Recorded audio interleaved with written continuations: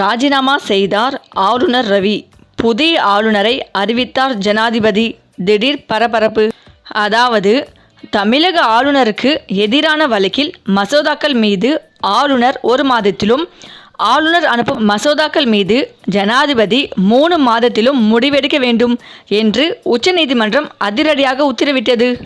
இது தொடர்பாக ஜனாதிபதி திரௌபதி முர்மு தனது சிறப்பு அதிகாரத்தை பயன்படுத்தி உச்ச நீதிமன்றத்திடம் 14 கேள்விகள் எழுப்பி கூடுதல் விளக்கம் கேட்டுள்ளார். மசோதாவுக்கு ஒப்புதல் வழங்க அரசியல் சாசனத்தில் கால நிர்ணயம் இல்லாதபோது உச்சநீதிமன்றம் நிர்ணயிக்க முடியுமா என்பது உள்பட பரபரப்பான 14 கேள்விகளை அவர் எழுப்பியுள்ளார். தமிழக அரசுக்கும் ஆளுநர் RN ரவிக்கும் மோதல் போக்கு உள்ளதால் கடந்த ஆண்டு உச்சநீதிமன்றத்தில் தமிழக அரசு வழக்கு ஒன்றை தொடர்ந்தது. அதாவது, தமிழ்நாடு சட்டசபையில் நிறைவேற்றப்படும் மசோதாக்களுக்கு ஆளுநர் RN ரவி ஒப்புதல் வழங்காமல் காலம் தாழ்த்தி வருகிறார். பல்கலைக்கழக துணைவேந்தர் நியமனங்களில் UGC தலைவரையும் சேர்க்க கோரி இடையூறு ஏற்படுத்துகிறார் என்று தமிழக அரசு வழக்கு தொடர்ந்தது. இந்த வழக்கு கடந்த ஜனவரி மாதம் முதல் விசாரிக்கப்பட்டு வந்தது. உச்சநீதிமன்ற நீதிபதிகள் பார்திவாலா மற்றும் மகாதேவன் அமர்வு இந்த வழக்கை விசாரித்தது.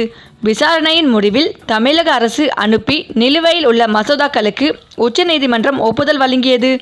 அது மட்டுமின்றி மசோதாக்களுக்கு ஒப்புதல் வழங்க ஆளுநருக்கு 1 மாதம் வரையும், ஜனாதிபதிக்கு 3 மாதம் வரையும் கால நிர்ணயம் செய்து உச்சநீதிமன்றம் உத்தரவிட்டது. இது தமிழக ஆளுநர் RN ரவிக்கு பிரச்சனையானது. இந்த நிலையில்தான் தமிழக ஆளுநர் விவகாரம் தொடர்பான வழக்கில் உச்சநீதிமன்றம் போட்ட உத்தரவு தொடர்பான ஜனாதிபதி திரௌபதி முர்மு விளக்கம் கேட்டுள்ளார். மசோதாக்கள் மீது முடிவெடுக்க கால நிர்ணயம் செய்த விவகாரத்தில் 14 கேள்விகள் கேட்டு கூடுதல் விளக்கத்தை கோரியுள்ளார். மசோதாவுக்கு ஒப்புதல் வழங்க அரசியல் சாசனத்தில் கால நிர்ணயம் இல்லாத போது உச்சநீதிமன்றம் நிர்ணயிக்க முடியுமா என்பது உள்பட 14 கேள்விகள் இடம்பெற்றுள்ளன. இந்த நிலையில்தான் ஆளுநர் ரவியை மாற்ற டெல்லி மேலிடம் முடிவெடுத்துள்ளதாக தற்போது தகவல்கள் வெளிவந்து கொண்டிருக்கிறது. அநேகமாக ஆளுநர் ரவி ராஜினாமா செய்த பிறகு புதிய ஆளுநர் யார் என்பது குறித்த தகவல்களை ஜனாதிபதி அறிவிப்பார் என்றும் எதிர்பார்க்கப்பட்டு வருகிறது. மேலும் இந்த வீடியோ பற்றிய உங்கள் கருத்துக்களை கமெண்ட்ஸில் சொல்லுங்கள். மேலும் இந்த வீடியோ உங்களுக்கு பிடித்திருந்தால் லைக் பண்ணுங்கள், ஷேர் பண்ணுங்கள். மறக்காமல் நம்ம சேனலை சப்ஸ்கிரைப் பண்ணிக்கோங்க.